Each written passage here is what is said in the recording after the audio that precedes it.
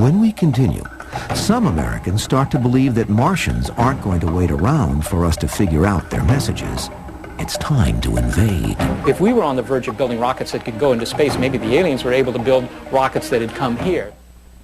In the 1930s and 40s, scientists were discovering strange new worlds all the time, holding out the possibility that one of them might be inhabited.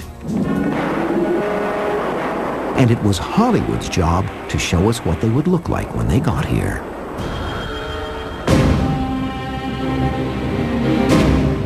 Pulp fiction had its own versions with aliens that seemed to take on the personality of the times. Then, in 1947, a U.S. Forest Service pilot named Kenneth Arnold is flying over Washington State when he sees what he describes as flying discs. A few days later, the U.S. Army appears to confirm the possibility of alien invaders with a press release. Dateline, Roswell, New Mexico. It is the birth of the UFO era, and soon thousands of sightings of UFOs are being reported to civilian and military authorities. Movies and television fan the flames of a burning enthusiasm for the idea that beings from another planet have visited Earth and continue to do so.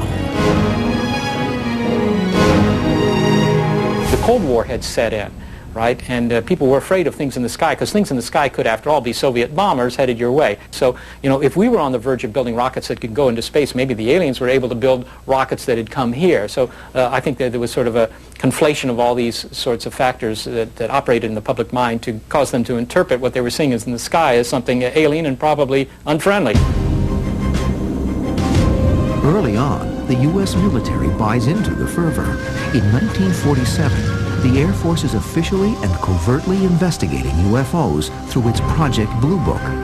Eventually, the project will go public and then in 1969 be terminated when the Air Force concludes that there is no tangible evidence that UFOs pose a threat to national security. We've been able to explain them as hoaxes, as erroneously identified friendly aircraft, as meteorological or electronic phenomena. It does not contain any pattern of purpose or of consistency that we can relate with to any conceivable threat to the United States. But among astronomers, the possibility of communication with other worlds is alive and well, fueled not by UFO mania, but by hard science. Pioneering astronomer Edwin Hubble has proven that there are galaxies beyond the Milky Way, and that the universe is constantly expanding, opening up infinite possibilities for intelligence on other planets. In 1948, Hubble is installed at the world's largest telescope on Mount Palomar in California. Hubble believes, in his words, many of these planets must be suitable for supporting life. New questions are being asked about how we can determine scientifically the existence of intelligent life elsewhere in the galaxy. One of those questions is being raised by what is called the Fermi paradox. The Fermi paradox was first raised in about 1950 by the Italian physicist Enrico Fermi, and he simply asked the question, where are they? In other words, if there are so many intelligent civilizations out there in outer space, why do we not see them here on the Earth? And if you consider the time scales involved in the universe, you know, you have a universe 12 to 15 billion years old, that they would have populated the galaxy by now. We should have seen them by now. So perhaps some maverick astronomers begin to wonder, it's not a big eye in the sky that we need, but a big ear. It is called new astronomy, the belief that celestial objects radiate energy in many ways along the electromagnetic spectrum, not just optically. And new astronomers like Frank Drake step forward to study that theory. They are pioneers in what will become known as SETI, the U.S. government's search for extraterrestrial intelligence. I first became fascinated with discovering life in space when I was very young, perhaps 8 years old, when my parents told me that there were other planets, which was, to me, a bombshell. And it excited me to think that there might be other worlds like the Earth. And I wondered if there were there creatures living on them like us? What were their histories? Surely it would be a great adventure to discover those creatures. In 1960, with a PhD from Harvard, Drake accepts a staff position at the National Radio Astronomy Observatory in Green Bank, West Virginia. I am sure we're not alone. Of course, that's a very daring statement. People will say, wow, how can you say that? Well, I can say it because first, there are 400 billion stars in our galaxy. A substantial fraction are like our sun. The circumstances that brought all that about were very normal circumstances. So what happened here must have happened other places. And if even then you're dubious, well, there are another 100 billion galaxies. So there is no doubt there is life elsewhere in the universe, including intelligent life. Drake sets out to test that theory during his work at Green Bank. He and others begin using the 85-foot radio telescope to listen for signals at 1420 megahertz, what's called a marker frequency or a meeting place of the hydrogen atom. Drake gives his project an unusual name. It occurred to me that Ozma was a good name because the place we were trying to find was a land far away, very difficult to reach, and populated by strange and exotic beings. In the spring of 1960, the Ozma receivers are switched on. Amazingly, Drake's team gets immediate results. It was the first day of Ozma, when we, in fact, having observed for many hours our first target star, Tau Ceti, turned the telescope to Epsilon Eridani, the second target star. Almost immediately we heard something we'd never heard before in years and years of radio astronomy, which was a signal which sounded like choo, choo, choo, choo, choo, choo, choo. And it was the type of signal that some people predicted we'd get from another world. My first thought was, is it this easy? All you do is go to the first star and turn it on. There it is. It was really amazing. We didn't quite know what to do. The telescope is moved away from the star and then refocused on it, but the signal can't be located again. A similar signal is found several weeks later, then ruled out as radio interference from another transmitter on Earth. But Ozma prompts serious attention, and in 1961 the National Academy of Sciences hosts a conference at Green Bank to assess the possibility of communicating with other worlds. It is then that Frank Drake unveils an equation that will forever put alien hunting into the scientific mainstream. To this day, it tells us what we need to know if we're to predict the number of civilizations in space. The equation is a way of determining N, the number of civilizations in our galaxy that have the potential for radio communication. It is a way of quantifying how likely we are to get a message from deep space. And says Drake, the chances, mathematically speaking, are very good. The Drake equation is a bold formula that turns the staid world of astronomy on its head. It will greatly influence the work of a young astronomer, Carl Sagan. But the public is completely unaware of it. They want their alien hunters in shiny silver suits. Godspeed, John Glenn. In 1961, John Glenn becomes the first American to orbit the Earth, seeing it from an extraterrestrial point of view.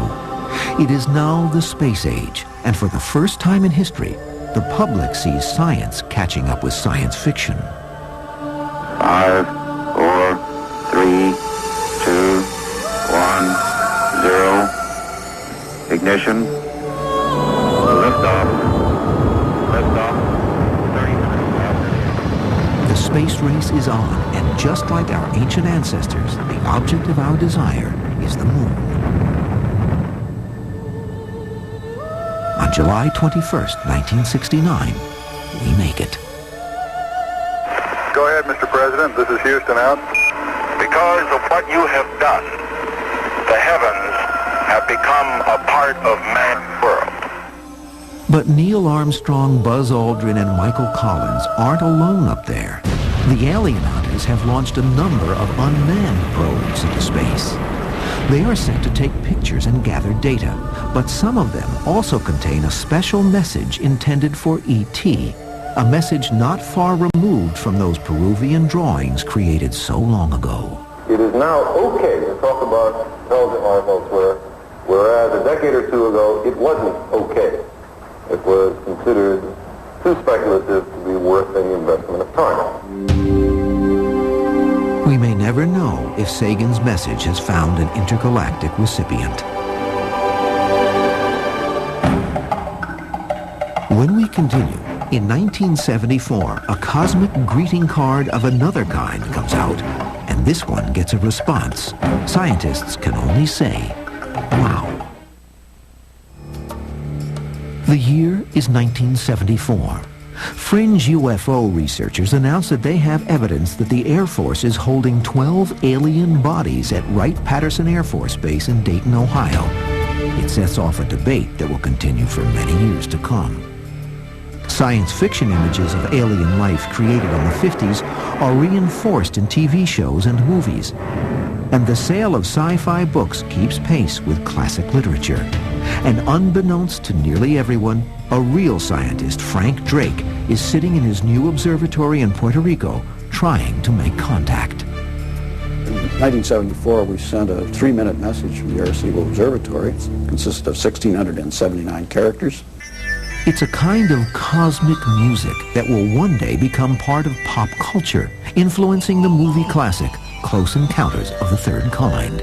But in 1974, it's cutting edge.